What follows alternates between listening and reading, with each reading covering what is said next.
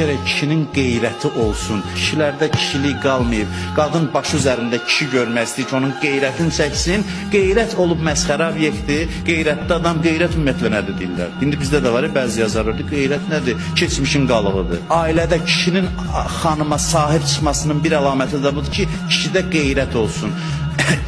Uşaq görsün ki, ata deyir, ana ki, sən filan yerə getmə, icazə vermirəm. Əslində qadının da bundan xoşu gəlir. Qadınların da bundan xoşu gəlir ki, qeyrət kişinin qadına sahib olması bir cüzünə mənada mal kimi, əşya kimi yox, mənəvi baxımdan rəhbərliyinin əlamətidir. Qadın bir cüzünüzü kişi istəyir. Elə kişi istəyir ki, onu biraz qısqansın və bir qədər də bir xeyli də qeyrəti olsun. Avropaya, Rusiyaya gedir bəzi kişilər, orada bir qadınlar gilirlənir ki, bizim kişilərdə bu xüsusiyyət itib, bizim sizə hörmətimiz ona görə çoxdur ki, siz qısqanırsınız, sizin yanınızda yol gedəndə hiss edilir ki, kişinin yanında yol gedirik.